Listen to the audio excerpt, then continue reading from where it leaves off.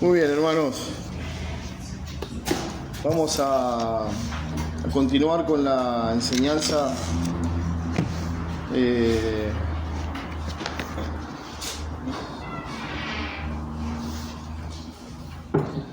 sobre la confesión, o con la confesión, o como más le guste.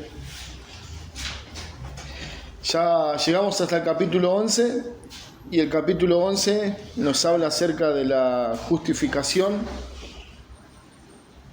Y quisiera, antes de meternos de lleno en los párrafos, por una cuestión de tiempo seguramente vamos a estar viendo los tres primeros párrafos, quizá de manera más detenida y detallada, y los otros dos, no porque sean menos importantes, sino porque son bastante claros en lo que dicen.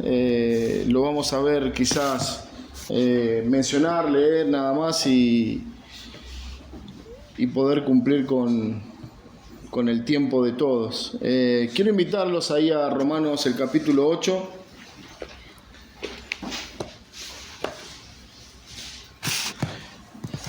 No es casualidad que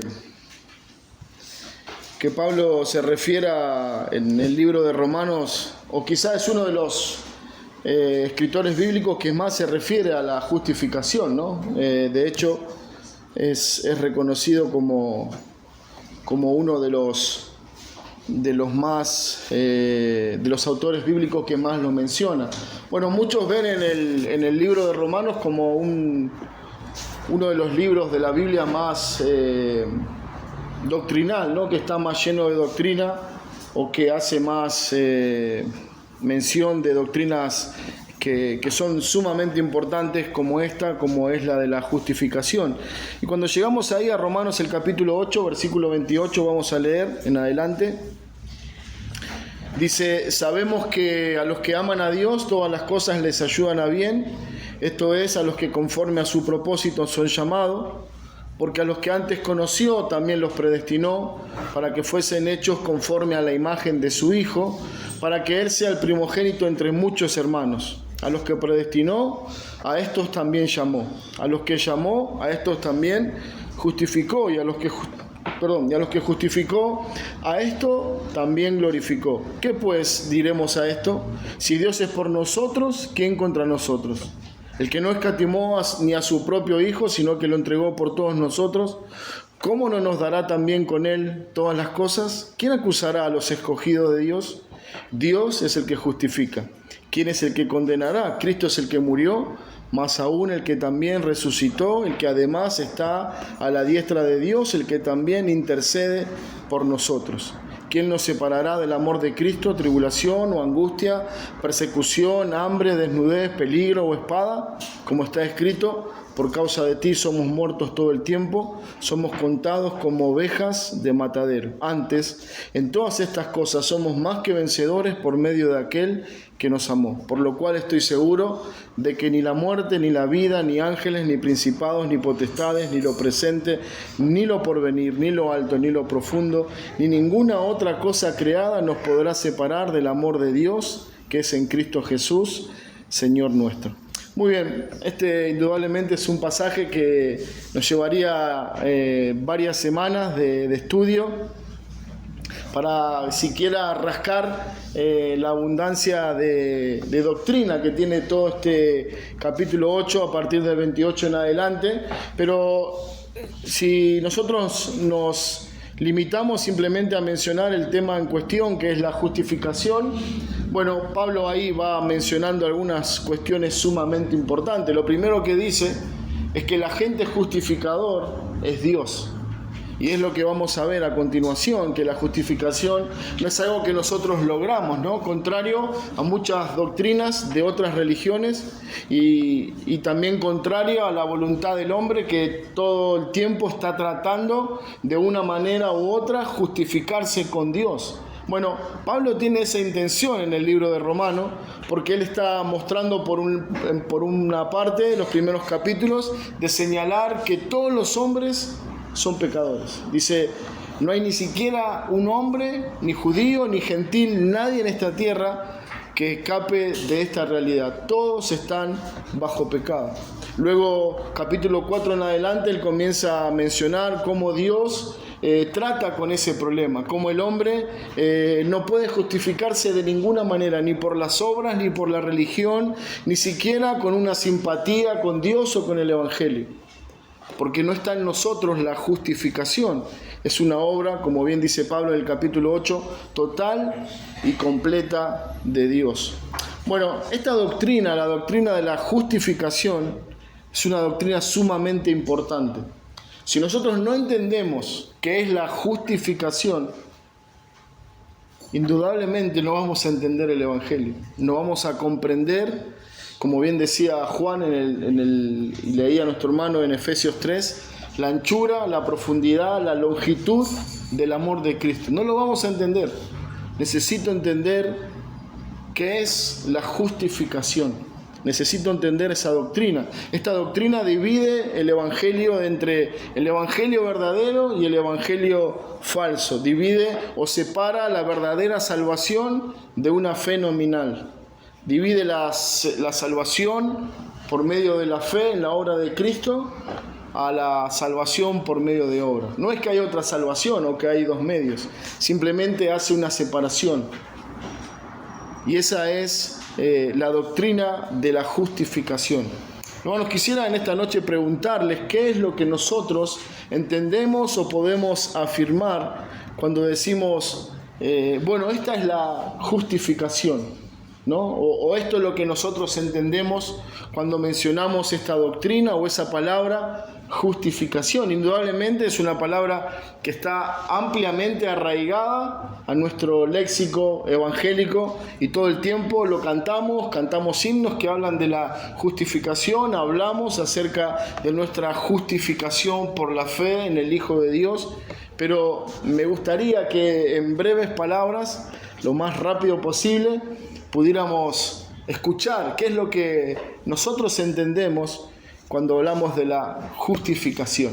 ¿Quién va a ser el primer valiente o valienta? Tengan miedo,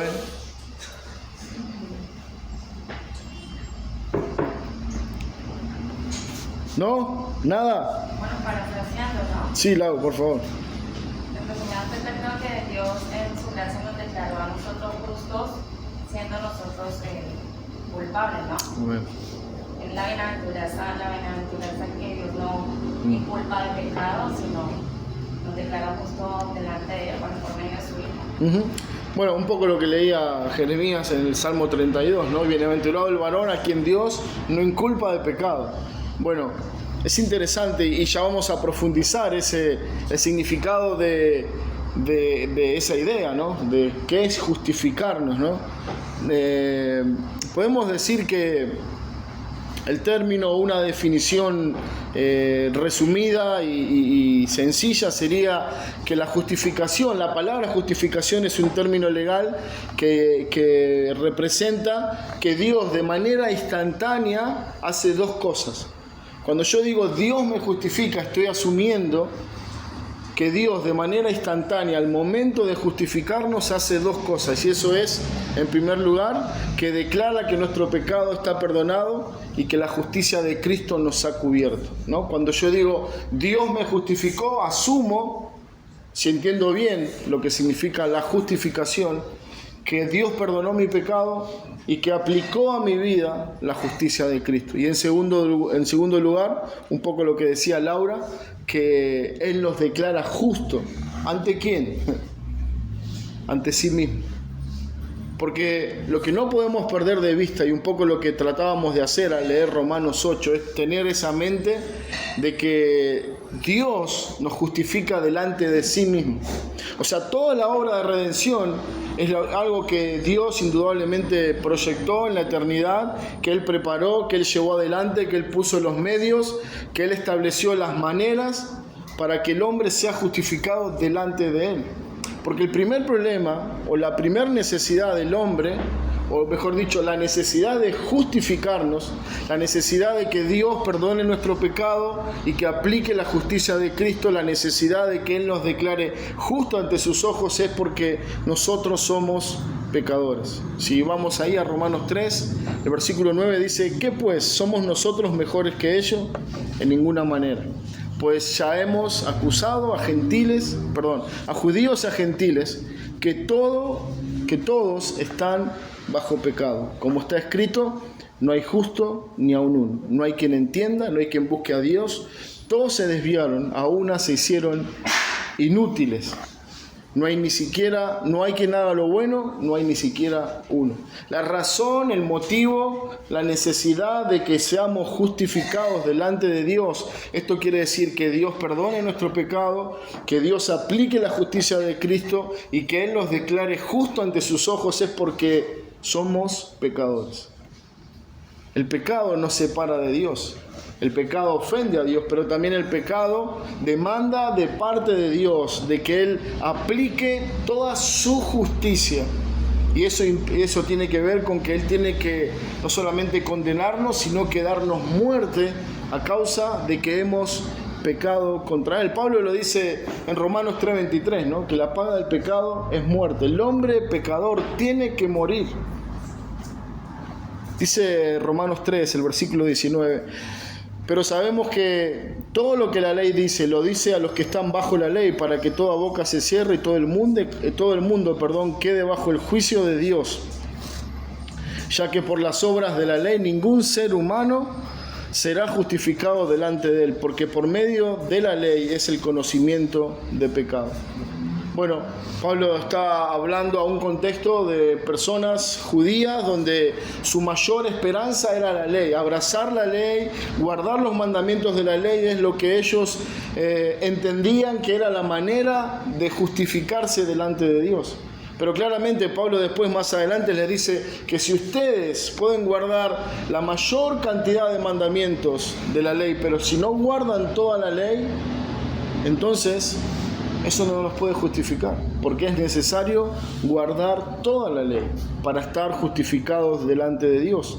Job escribe en el capítulo 9, versículo 2, dice: ciertamente yo sé que es así, ¿y cómo se justificará el hombre con Dios? Una pregunta antiquísima, una pregunta quizás de las primeras en los libros o en el canon bíblico, pero que tenía esta misma cuestión. Bueno, ¿cómo el hombre se puede justificar delante de Dios? Y eso es lo que trataremos de descifrar y de explicar brevemente a través de lo que la palabra de Dios nos enseña y con un poco también con lo que la confesión de fe está extrayendo de las Escrituras. El primer párrafo de la confesión de fe nos dice, si llegamos ahí, dice: a quienes Dios llama eficazmente, también justifica gratuitamente. Bueno, el jueves pasado pudimos ver, y Ale nos compartió, acerca del llamado eficaz, ¿no? El llamado eficaz, en resumidas palabras, quiere decir que Dios llama de una manera irresistible. Cuando Dios llama, esa persona no se puede resistir, viene. No es forzada, no es violentada. Dios llama, y en ese llamado implica la regeneración, el cambio de corazón, la disposición de mente y de espíritu para correr al llamado de Dios. Por eso Cristo dice: mis ovejas oyen mi voz y vienen. No sé si les pasa a ustedes, seguramente que sí, pero en casa, bueno, somos varios y siempre alguien está más cerca que uno para determinada tarea o para alcanzarnos, no sé, lo que fuera, ¿no? Y es curioso que siempre hay que llamar a esa persona 2, 3 o 4 veces, ¿no? Bueno, tráeme tal cosa, o el nombre, ¿no? Fulano, y nada, se falta el grillo ahí. Pero cuando nosotros hablamos del llamado eficaz de Dios, Dios llama, y esa persona tiene oídos para oír, tiene la voluntad dispuesta para correr al llamado de Dios. Y eso es lo que nosotros entendemos como salvación, como ese llamado de Dios a salvación. Y es por eso que el hombre, muerto en su delito, en sus delitos y pecados, a través de ese llamado, viene a Cristo, porque en ese proceso en que Dios le llama, le da vida, le da un corazón y le da fe para creer en Él. El ejemplo más clásico es el de Lázaro, ¿no? El amigo de Jesús. Cuando el Señor estaba como a 3 días de camino, dice que le avisaron que su amigo Lázaro estaba enfermo, y él dijo que esta enfermedad no era para muerte sino para vida, y después de un tiempo, o mejor dicho, después que él murió, se acercó y Lázaro ya estaba muerto. Pero todos recuerdan la escena, ¿no? Están todos ahí llorando, sufriendo, y el Señor se acerca delante del sepulcro de su amigo Lázaro y dice: Lázaro, ven fuera. Un llamado irresistible. Él no pudo resistir. Aún si bien estaba muerto, el Señor le dio vida en su palabra de vida. Y alguien dice que por alguna razón puntual él dijo: Lázaro, ven fuera.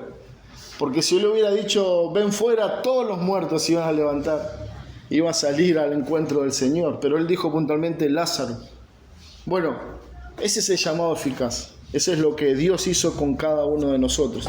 Ahora, lo que la palabra de Dios nos dice, por ejemplo, Romanos 3:24 dice: siendo justificados gratuitamente por gracia, mediante la redención que es en Cristo Jesús. Nos está diciendo Pablo que esa salvación que recibimos, esa justificación, es un don gratuito de Dios. Cuando hablamos de que es gratuito, no solamente dice que no nos van a cobrar, sino que no hay nada que hacer. Es un regalo. Cuando alguien recibe un regalo, no tiene que pagar por lo que se le regala, generalmente. Así es nuestra justificación en el Hijo de Dios. No podemos hacer nada.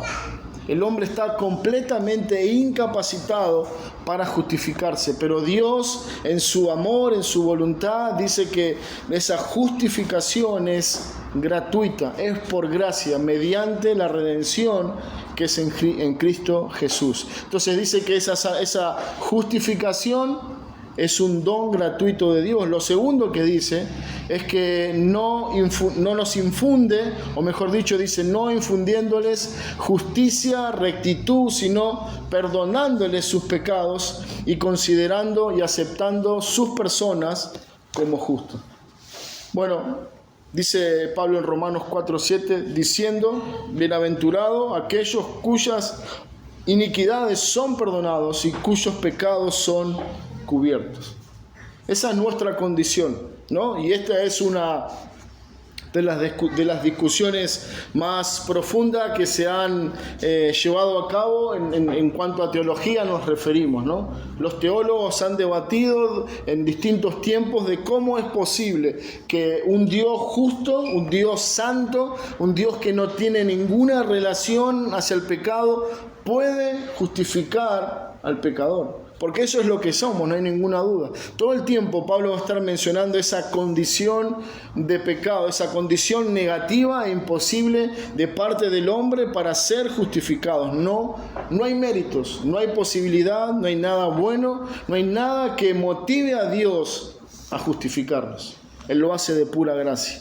Por eso Pablo dice: bienaventurado, felices aquellos hombres y mujeres cuyas iniquidades son perdonados y cuyos pecados son cubiertos. El versículo 8 de ese mismo capítulo dice: bienaventurado el varón a quien el Señor no inculpa de pecado. Ahora, la pregunta que nosotros tenemos que hacernos y responder es: ¿por qué razón Dios, por un lado, reconoce mi iniquidad y mi maldad? Por eso dice: bienaventurado o felices esas iniquidades que son perdonadas, y bienaventurado el varón que el Señor no culpa de pecado. ¿Cuál es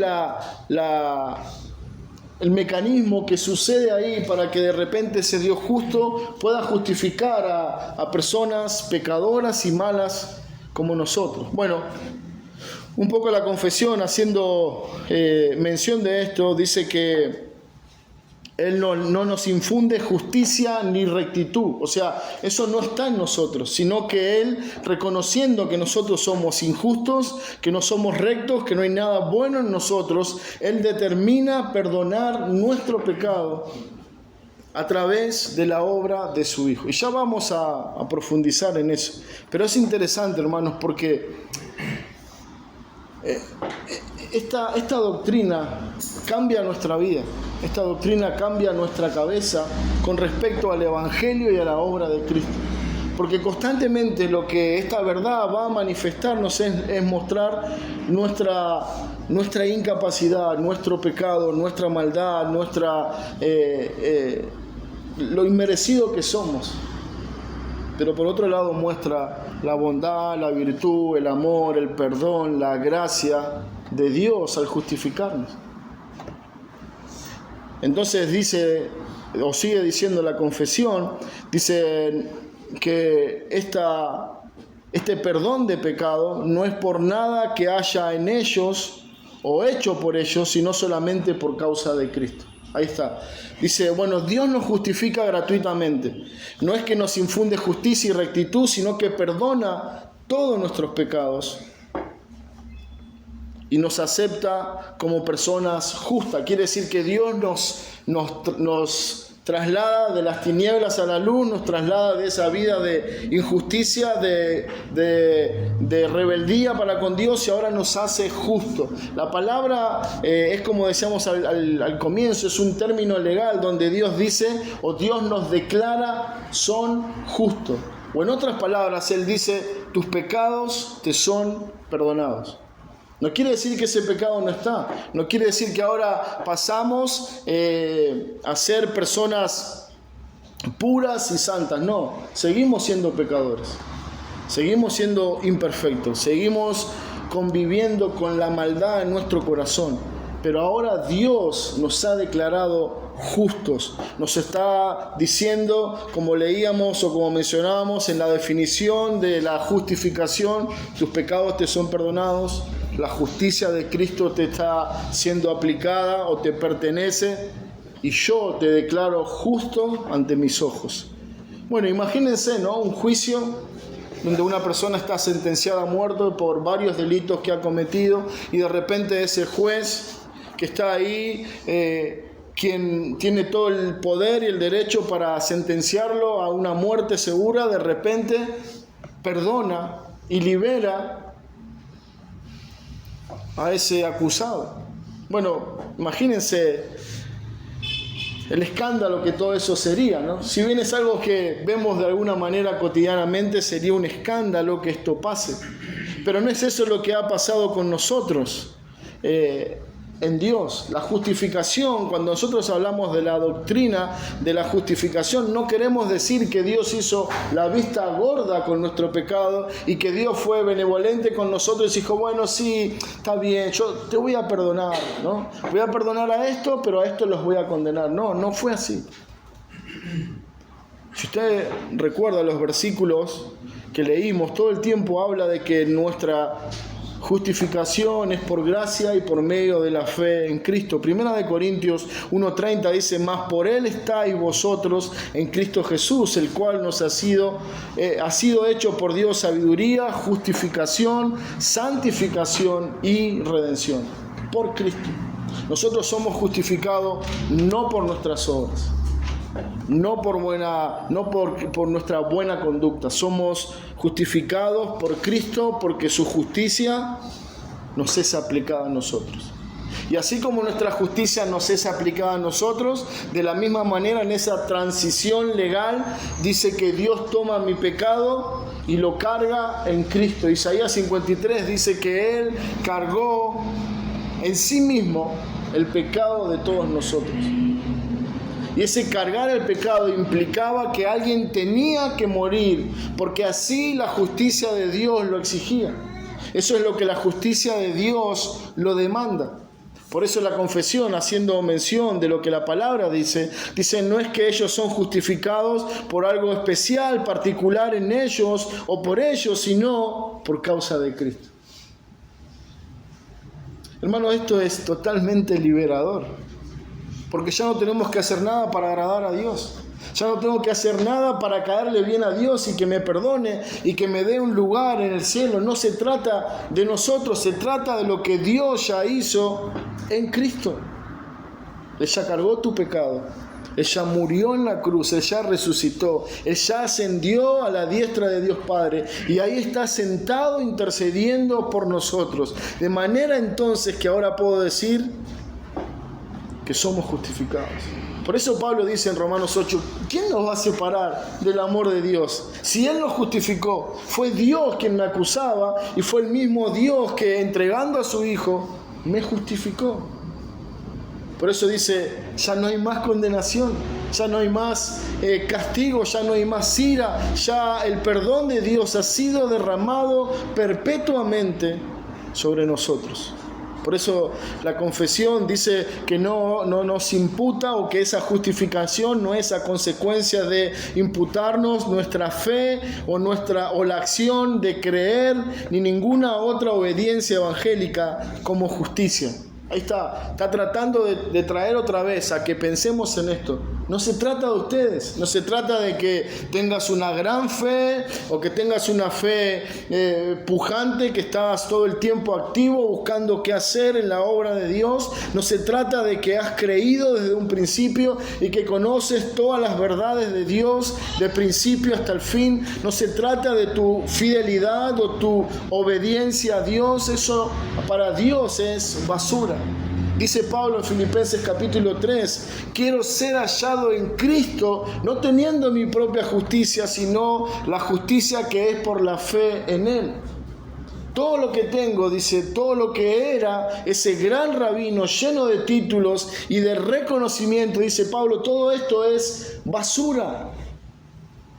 Porque si tengo todo esto, tengo una fe, tengo una buena convicción, tengo una buena obediencia, tengo fidelidad, pero no tengo a Cristo. Dios no me ha justificado por medio de la fe en el Hijo. Estoy condenado. El problema no se ha resuelto, la ira no se ha quitado y Dios está apuntándome con sus cañones todo el tiempo. Por eso la confesión también dice que esa justificación o esa justicia de Dios no se me aplica por lo que yo soy o por lo que hago, por mi obediencia, por mi buen comportamiento, sino por la obra de Cristo. Dice, sino imputándoles la obediencia activa de Cristo a toda la ley y su obediencia pasiva en su muerte para la completa y única justicia de ellos por la fe, la cual tienen no de sí mismo, sino que es un don de Dios. La confesión está, por un lado nos muestra quiénes somos y por otro lado nos lleva a Cristo. La palabra de Dios dice así, Tito 3:5, nos salvó no por obra de justicia que nosotros hubiéramos hecho, sino por su misericordia, por el lavamiento de la regeneración y por la renovación del Espíritu Santo. Nos salvó. La misma idea que transmite cuando dice que el llamado es un llamado eficaz, un llamado que no tiene fallo, un llamado que no va a fallar. El llamado de Dios es llamar a su pueblo a salvación y ese pueblo escucha su voz en el sepulcro y sale y viene a Cristo y es salvado. Cuando Pablo dice nos salvó, está hablando de una obra definitiva, de una obra eficaz que Él llevó adelante en la cruz. Y no es por obras. Dice que nos justifique delante de Dios, no son nuestras obras, sino que es a causa de su misericordia, de su lavamiento y de la renovación por el Espíritu Santo.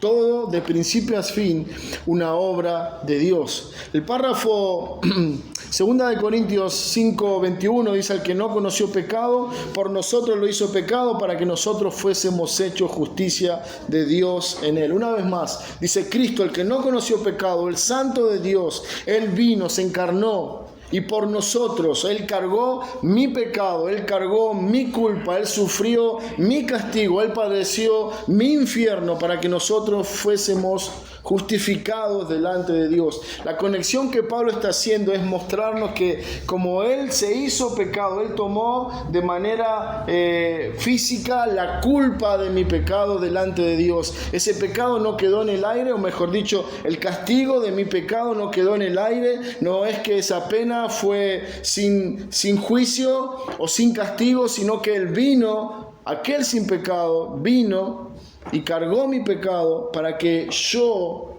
pudiera ser justificado delante de Dios. Eso es justificación. Cristo ocupando mi lugar, Cristo cargando mi pecado, Cristo sufriendo mis padecimientos, Cristo sufriendo mi muerte, Cristo ascendiendo a la diestra de Dios sin pecado, sin mancha, presentando el sacrificio perfecto delante de Dios para que nosotros pudiéramos ser justificados por medio de Él. Y eso es lo que refiere el Evangelio. El Evangelio tiene como objetivo no solamente mostrar mi pecado y mi condenación, sino que por sobre todas las cosas el propósito del Evangelio es llevarnos a la cruz de Cristo, entender que la cruz de Cristo es la manifestación más grande en la cual Cristo cargó mi pecado y en esa cruz nos justificó con su muerte delante de Dios. Segundo párrafo de la confesión dice: la fe que así recibe a Cristo y confía en Él y en su justicia es el único instrumento de la justificación. Dice en otras palabras Pablo en Romanos 1:17, porque en el Evangelio la justicia de Dios se revela por fe y para fe, como está escrito, mas el justo por la fe vivirá. La única manera en que el hombre puede ser justificado no es por obras, no es por creer, es por poner su fe, su esperanza, su confianza en Cristo. No en que Cristo existió, no en que Cristo fue real, no en que Cristo hizo milagros, sino en creer que Él vino a la cruz del Calvario, que Él vino a esta tierra a morir por mí, por mi pecado, para cargar mi pecado, para pagar mi culpa, para llevarnos a Dios y justificarnos delante de Él. Por eso dice Pablo: el justo por la fe vivirá. No solamente esa fe lo justifica delante de Dios, como también dice Pablo de Abraham, nuestro padre Abraham fue justificado a través de la fe. De la misma manera nosotros, dice la confesión, por medio de nuestra fe en Cristo, si confiamos en Él, es el único instrumento que Dios usa para nuestra justificación, creer en Él. Sin embargo, dice, no está sola en la persona justificada. No solamente el hombre dice tengo fe, algo que nuestro hermano Alberto menciona seguido. No solamente se trata de decir yo tengo fe, yo creo, sino que esa fe tiene que ir acompañada, dice la confesión, por las demás virtudes salvadoras, y no es una fe muerta, sino una fe que obra por el amor. Todo redimido, todo verdadero cristiano vivirá conforme al Evangelio que le salvó. Todo verdadero cristiano vivirá con una fe en Dios, en Cristo. Y Pablo dice, esa fe, ese amor me impulsan, me mueven, me activan a vivir para mi Señor. Dice Santiago 2:26, porque como el cuerpo sin espíritu está muerto, así también la fe sin obras está muerta. El verdadero redimido es un justificado. El verdadero justificado es santificado, y el verdadero santificado es una persona activa en la obra de Dios. Él preparó de antemano buenas obras para que anduviésemos en ellas. Y esas buenas obras tienen que ver con nuestra fe activa, viviendo para la gloria de Dios. El párrafo 3 dice, Cristo por su obediencia y por su muerte saldó totalmente la deuda de todos aquellos que son justificados. Dice Pablo, Romanos capítulo 8, ¿quién acusará a los escogidos de Dios? No hay culpa. ¿Se acuerdan? Esa mujer sorprendida en el acto de adulterio, la traen ahí todos esos hombres y la exponen y la quieren apedrear y la ponen delante del Señor y le dice, Señor, Moisés dice esto en la ley, ¿qué hacemos? Y todos sabemos esa hermosa historia, cómo el Señor actuó y cómo los confrontó. Le dijo, bueno, el que esté libre de pecado, que tire la primera piedra. Y dice que desde los más viejos Hasta los más jóvenes comenzaron a alejarse y nadie hizo nada. Y la mujer estaba ahí postrada, toda avergonzada, triste. Y el Señor dice que la mira y le dice: mujer, ¿quién te acusa? Esa es nuestra realidad. Hermano, ¿quién te acusa? Sí, indudablemente tenemos pecados residuales en nuestra vida, pero ya no hay más condenación. Ese es nuestro gozo, esa es nuestra esperanza, esa es nuestra felicidad. Por eso dice el Salmo 32, bienaventurado el varón a quien Jehová no inculpa de pecado. ¿Por qué? Porque no hay más condenación, no hay más culpa, no hay más pecado por el que pagar. Cristo pagó por todo nuestro pecado. Cristo, por su obediencia y su muerte, saldó de manera definitiva, completa, toda la deuda de nuestro pecado. Pecados pasados, pecados presentes y pecados futuros. Todo mi pecado fue pagado. Esto nos lleva entonces a pensar que yo no tengo que hacer nada sino un constante y permanente agradecimiento a Dios. No tengo que hacer nada para agradarle, no tengo que hacer nada para que Él me considere, para que Él me vea con buenos ojos, porque Él ya me ve permanentemente con la justicia de Cristo. Y Él ama a su Hijo. Él se goza en su Hijo. Dice el Señor: este es mi Hijo amado en el cual tengo complacencia. A Él oí. Ese mismo amor es el amor que tiene para contigo, para conmigo, para con toda su iglesia.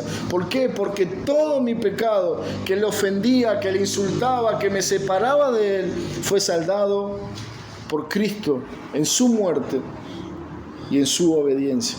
Dice: por el sacrificio de sí mismo en la sangre de su cruz, sufriendo en el lugar de ellos el castigo que merecían, satisfizo adecuada, real y completamente la justicia de Dios a favor de ellos.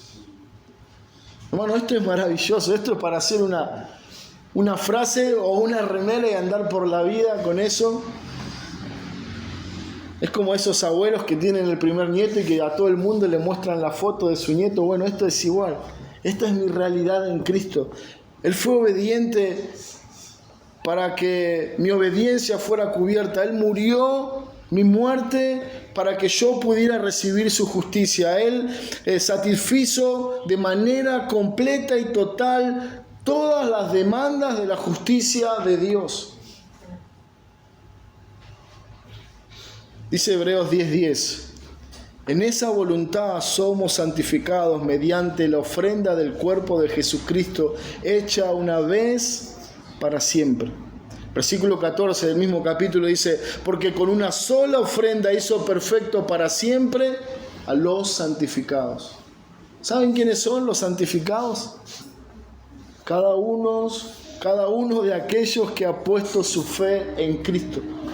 Romanos 8 leíamos: a los que llamó, a esos también santificó. Esa es nuestra realidad. Dice: no hace falta más ofrenda como antes ofrendaba continuamente un animal ahí en el altar para representar ese cordero que iba a venir. Ya no hace falta, porque el verdadero cordero vino y murió y pagó toda mi deuda y nos justificó delante de Dios. Sin embargo, dice la confesión, por causa de Cristo, por cuanto Cristo fue dado por Él, por el Padre, para ellos. Está diciendo que, Cristo, si bien vino de su propia voluntad y como un acuerdo con la Trinidad en el cielo, vino con un propósito de entregarse por nosotros, de entregarse por su pueblo. Dice Romanos 8:32, el que no escatimó a su propio Hijo, sino que lo entregó por todos nosotros, ¿cómo no nos dará también todas las cosas? Cristo se entregó por nosotros, por su iglesia, por cada una de sus ovejas. Él se entregó por nosotros. Él no vino a dar un ejemplo de entrega. Él no vino a mostrar cuán sacrificado era. Él vino con un propósito eficaz, y ese propósito era redimir a su pueblo de manera definitiva. Él no vino, no vino a ver si podía salvarla. Él vino definitivamente porque sabía que solo Él y únicamente Él, por medio de su muerte, su resurrección, podía salvar a su pueblo.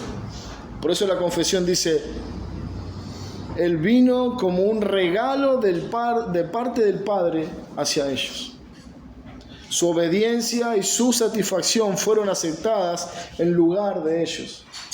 Hermanos, recuerden esto: Cristo no nos ve a nosotros, y gloria a Dios por eso. Dios no nos ve a nosotros. Él nos ve en Cristo. Él ve a Cristo, Él ve su justicia aplicada, Él ve su muerte consumada, Él ve el perdón otorgado en nosotros. No ve nuestro pecado, no ve nuestra maldad, no ve lo que somos. Ve a Cristo.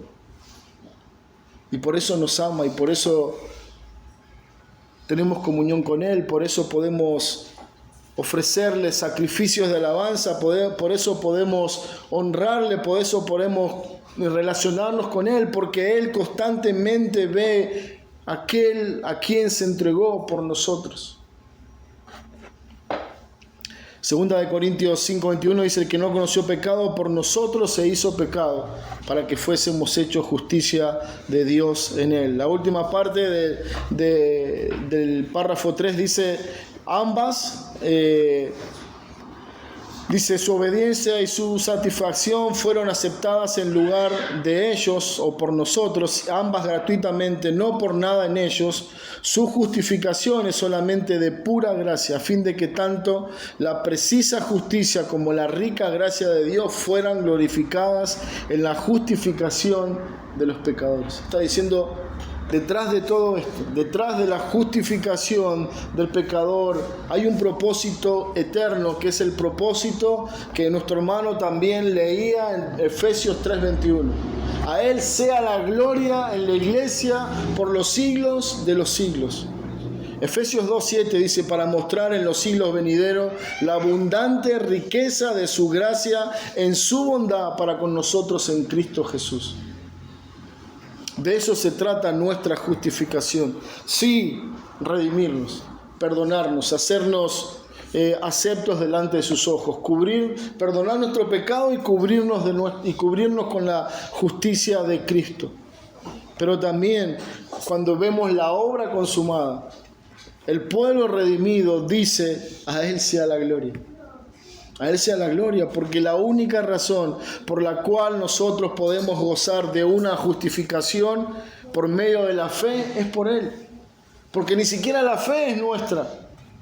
Dice Pablo en Efesios 2:8 que somos salvos por medio de la fe, y esto no es de vosotros, es un don de Dios.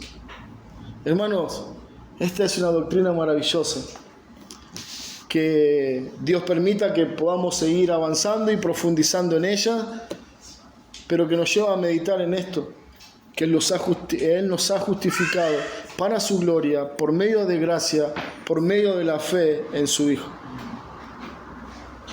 Bueno, párrafo 4 habla de que Él nos justificó, o que Él determinó desde la eternidad pasada justificar solamente y exclusivamente a su pueblo escogido.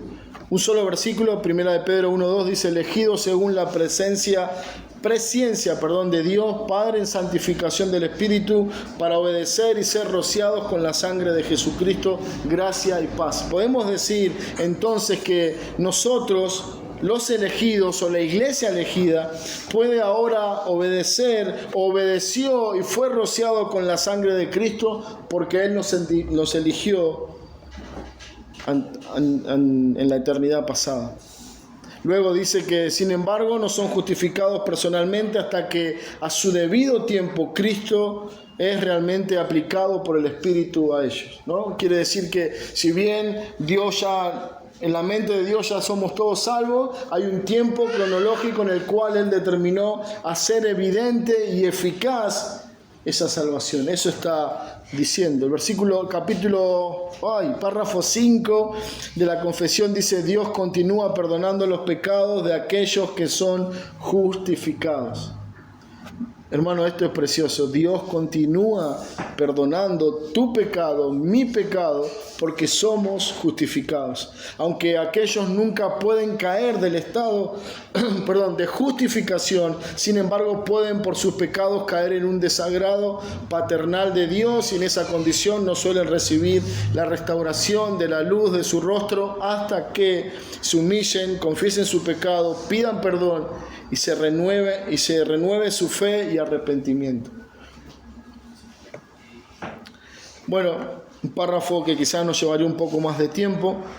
El 6 dice: la justificación de los creyentes del Antiguo Testamento fue en todo sentido una y la misma justificación de los creyentes bajo el Nuevo Testamento. El Nuevo Testamento. ¿Cómo cómo son justificados los creyentes en el Nuevo Testamento?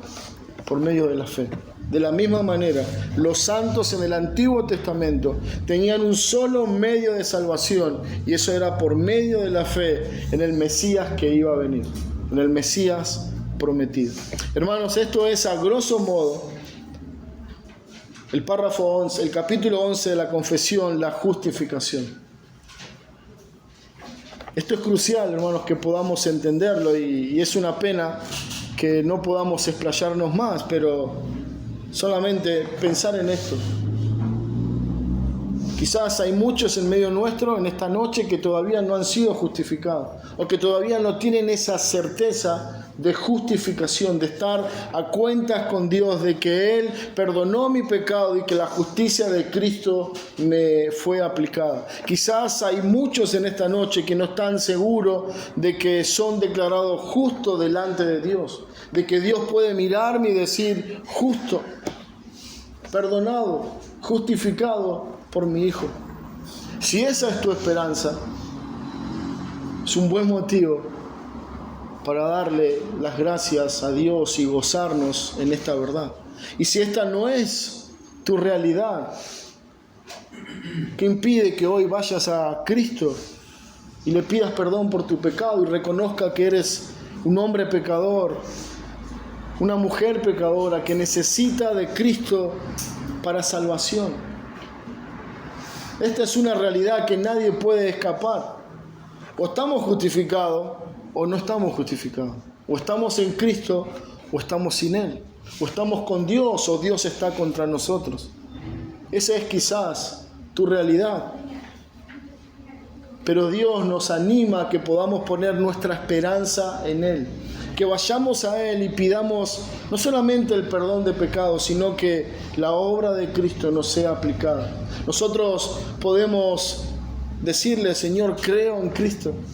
Creo que Él murió por mí, Él murió por mi pecado, Él murió para reconciliarme contigo, Él murió para redimirme. Si tengo esperanza en eso, en la obra de Cristo, dice: el que cree en mí, aunque esté muerto, vivirá. El que cree en mí, como dice en la Escritura, tendrá vida eterna.